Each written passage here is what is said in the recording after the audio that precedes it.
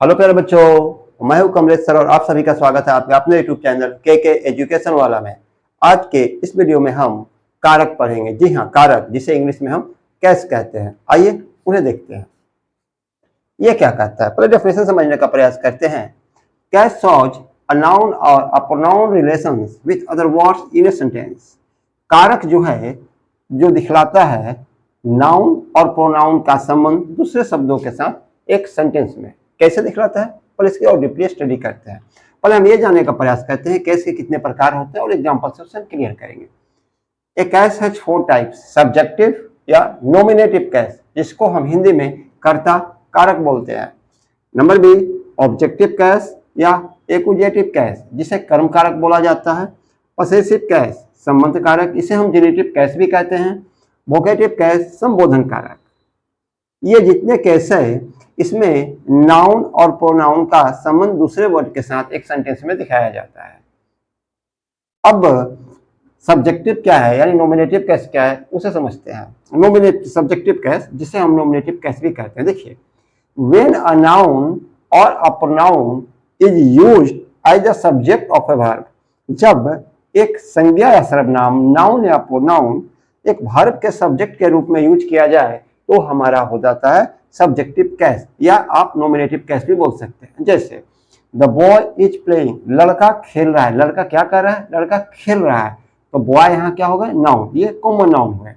He helps me, वह मेरी मदद करता है। वह क्या करता है, मेरी मदद करता है, तो वह क्या हुआ, वह आपके हो गए प्रोनाउन। वही तो डेफिनेशन है, मैं आपको बोल रहा हूं कि जब व्हेन अ नाउन और अ प्रोनाउन, जब संज्ञा या सर्वनाम is use as the subject of a verb, जब ये वर्ब के सब्जेक्ट के रूप में, ये वर्ब है, इनके सब्जेक्ट के रूप में प्रयोग करें। ये तो एक डेफिनेशन है जो घुमा फिरा कर बुक की परिभाषा में दी जाती है। आप ऐसे भी बोल सकते हैं कि जब नाउन या प्रोनाउन वर्ब के पहले आ जाए वो हमारा हो जाते हैं सब्जेक्ट, सब्जेक्टिव कैश, या जिसे हम नॉमिनेटिव कैश बोलते हैं। ऐसा करते हैं, आपको सब्जेक्टिव कैश समझ में आ गई होगी। अब आइए हम ऑब्जेक्टिव कैश या एक्यूजेटिव कैश समझने का प्रयास करते हैं। आइए अब हम ऑब्जेक्टिव कैश समझने का प्रयास करते हैं। मैंने आपको सब्जेक्टिव बनाया था। ऑब्जेक्टिव कैश क्या है, तो ये क्या है, व्हेन अ नाउन और pronoun is used as the object of a verb. Subjective case क्या था, सेम डेफिनेशन था। वो क्या था कि व्हेन ए नाउन और pronoun is used as the object of the verb, ये है वो सब्जेक्ट ऑफ द वर्ब, यानी वो वर्ब के पहले आएगा, ये वर्ब के बाद जाएगा। जैसे अली प्लेज क्रिकेट, यहाँ देखिए क्रिकेट मेरा क्या हो गया, ऑब्जेक्टिव कैश। आई लाइक हर, हर क्या हुआ, objective cash. Ram gave her a book, इसमें हर और ये बुक आपका दोनों ऑब्जेक्टिव कैश है, जो डायरेक्ट ऑब्जेक्ट और इनडायरेक्ट ऑब्जेक्ट होता है। नॉर्मली हम समझते हैं ऑब्जेक्ट दो प्रकार के होते हैं, दो ही प्रकार के ऑब्जेक्ट होते हैं, जब क्या से प्रश्न किया जाए, व्हाट, और जब किसे से प्रश्न किया जाए। जैसे समझिए, क्या Ali pledge cricket, Ali cricket खेलता है, क्या खेलता है, क्रिकेट खेलता है। जो क्या से सवाल करे वो हमारा हो जाता है नॉन लिविंग थिंग, जिसको हम डायरेक्ट ऑब्जेक्ट कहते हैं। और जो किसे से क्वेश्चन करे, हु, वो भी ऑब्जेक्ट है, लेकिन वो लिविंग थिंग होता है, वो इनडायरेक्ट ऑब्जेक्ट होता है। जैसे देखिए, Ali pledge cricket, Ali cricket खेलता है। ऐसे तो क्रिकेट मेरा ऑब्जेक्टिव कैसे है, लेकिन ये डायरेक्ट ऑब्जेक्ट भी है क्योंकि नॉन लिविंग थिंग है। आई लाइक हर, मैं उसे लाइक करता हूँ, ये क्या है, एक लिविंग थिंग है, यानी इसमें कुछ जान है, सजीव है, तो ये मेरे ऑब्जेक्टिव कैसे है, लेकिन ये मेरे इनडायरेक्ट ऑब्जेक्ट भी है। इसमें देखिए दोनों है, Ram gave her a book, Ram ने उसे एक बुक दिया। राम ने उसे क्या दिया, किताब दिया। किताब देखिए नॉन लिविंग थिंग है, निर्जीव चीज है। राम ने किसे किताब दिया, तो उसे किताब दिया, उसे देखिए लिविंग थिंग है।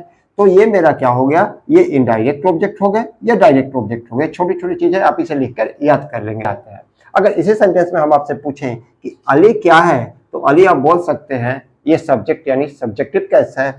आई क्या है, सब्जेक्ट यानी सब्जेक्टिव कैसे है। राम यानी सब्जेक्टिव कैसे है। यानी एक सेंटेंस में हमारे सब्जेक्टिव भी हो सकते हैं, ऑब्जेक्टिव कैसे भी हो सकते हैं। ठीक है, अब चलते हैं पॉजेसिव कैस, ये संबंध बतलाते हैं। जैसे दिस इज मोहन्स कार, ये किसकी कार है, मोहन्स की कार है। दिस इज माई हाउस, यह मेरा घर है। दिस बुक इज योर्स, ये उनकी किताब है। यानी जिससे एक अधिकार का बोध कराता है, संबंध का बोध कराता है, उसे हम पोसेसिव कैस भी बोलते हैं। पोसेसिव कैस को हम जेनिटिव कैस भी बोलते हैं, जो मैंने टाइप में लिख चुका हूं। इसके बारे में मैं इसके बाद तुरंत इसके बाद आपको एक पोसेसिव कैस के बारे में आपको चार्ट बताने जा रहा हूं। वोकेटिव केस क्या होता है? संबोधन कारक। ये संबंध कारक होते हैं, ये संबोधन कारक है। राम लुक्स हियर, राम यहां देखो, देखिए कोमा लगा है, ठीक है, सॉरी ये लुक होगा। राम लुक हियर, राम यहां देखो। राम क्या हुआ हमारा? Vocative case. राम को हम संबोधन करके बोल रहे हैं।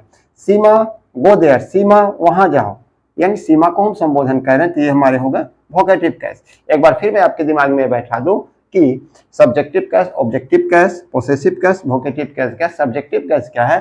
कि व्हेन जब नाउन और pronoun use as the subject of a verb, verb के सब्जेक्ट के रूप में हो, हमारे सब्जेक्टिव केस हो जाते हैं। ऑब्जेक्टिव केस में मेन डेफिनेशन सेम है, व्हेन नाउन और pronoun use as the object of a verb, verb के ऑब्जेक्ट के रूप में हो जाए। और हमने बताया कि ऑब्जेक्ट दो प्रकार के होते हैं, डायरेक्ट ऑब्जेक्ट, इनडायरेक्ट ऑब्जेक्ट। दोनों का क्या पहचान है? जब क्या से प्रश्न किया जाए वो हमारे हो जाते हैं डायरेक्ट ऑब्जेक्ट। जितने निर्जीव वस्तु है वो हमारे डायरेक्ट ऑब्जेक्ट होते हैं, और जितने सजीव वस्तु है वो हमारे इनडायरेक्ट ऑब्जेक्ट होते हैं। और किसी भी सेंटेंस में अगर इनडायरेक्ट और डायरेक्ट ऑब्जेक्ट दोनों साथ आते हैं तो पहले हमारे इनडायरेक्ट आते हैं, उसके बाद डायरेक्ट ऑब्जेक्ट आते हैं। वैसे दोनों हमारे ऑब्जेक्ट ही हैं। पॉसेसिव केस, इससे हमारा अधिकार और संबंध बतलाता है। यह मेरा घर है, यह आपकी कार है, वो मेरी किताब है, वो मेरे दोस्त है, ठीक है, ये एक अधिकार के बारे में बतलाता है। वोकेटिव केस क्या है? किसी को हम संबोधन करके बुलाते हैं, यहाँ आओ, वहां जाओ, Ram look here, Seema go there, वहां जाओ। यहाँ कोमा दिया गया है तो राम और सीमा को हम संबोधन कर रहे हैं, तो राम और सीमा हमारे वोकेटिव केस है। अब आइए हम आपको पॉसेसिव केस के बारे में उस चार्ट को बतलाने जा रहे हैं, जो आप उसे याद करना बहुत जरूरी है। बिना याद किए आप पॉसेसिव केस को अच्छे से जानकारी नहीं प्राप्त कर सकते हैं, क्योंकि पॉसेसिव केस में दो टाइप होते हैं, पॉसेसिव एडजेक्टिव और पॉसेसिव प्रोनाउन। आइए तो हम उसे अब समझने का प्रयास करते हैं। अब हम पॉसेसिव केस को डीपली समझने का प्रयास करते हैं। मैंने आपको डेफिनेशन में बताया था कि पॉसेसिव केस क्या होता है? एक संबंध बतलाता है, एक अधिकार बतलाता है, ठीक है, यानी उसको हम जेनिटिव केस भी बोलते हैं। ये चार्ट आप याद कर ले, आपके लिए बहुत कारगर होगा और नरेशन चैप्टर में आगे और भी मदद करने वाला है। ये देखिए, नॉमिनेटिव केस जिसे हम सब्जेक्टिव केस बोलते हैं, पॉसेसिव केस इसके दो branch, possessive adjective, possessive pronoun, एक ऑब्जेक्टिव केस। आपको पॉसेसिव केस में इन दोनों ब्रांच को याद रखने हैं। वैसे याद तो आपको सब रखने हैं, लेकिन पॉसेसिव केस में ये आपको पहचानने में मदद करेंगे। आई, ये देखिए फर्स्ट पर्सन आते हैं आई और बी। आई का पॉसेसिव एडजेक्टिव माई, आई का पॉसेसिव प्रोनाउन माइन, आई का ऑब्जेक्टिव केस मी। यानी माई और माई दोनों पॉसेसिव केस है, माई पॉसेसिव एडजेक्टिव है और माइन पॉसेसिव प्रोनाउन है। पॉसेसिव एडजेक्टिव और पॉसेसिव प्रोनाउन का पहचान आपका ये होगा कि कभी भी आपका जब भी पॉसेसिव एडजेक्टिव आएगा उसके पास नाउन रहेगा ही रहेगा, और पॉसेसिव प्रोनाउन के बाद नाउन नहीं आएगा, या तो वर्ब आ सकता है, नाउन नहीं आएगा, ठीक है। You possessive adjective your, possessive pronoun yours, objective case you. He, his, his, him. She, अगर मैं आपसे बोलूं कि सी का पॉसेसिव एडजेक्टिव बतलाइए तो आप हमें क्या बताएंगे? Her. Possessive pronoun hers, objective case her.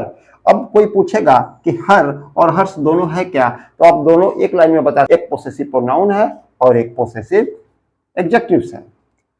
It का possessive adjective its, possessive pronoun cross, इसका पॉसेसिव प्रोनाउन नहीं होता, ऑब्जेक्टिव केस इट।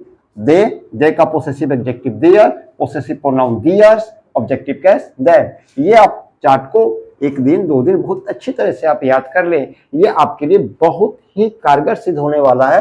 एक बार फिर इन दोनों फंडे को मैं आपको बतला रहा हूं कि पॉसेसिव केस के दो ब्रांच, पॉसेसिव एडजेक्टिव और पॉसेसिव प्रोनाउन।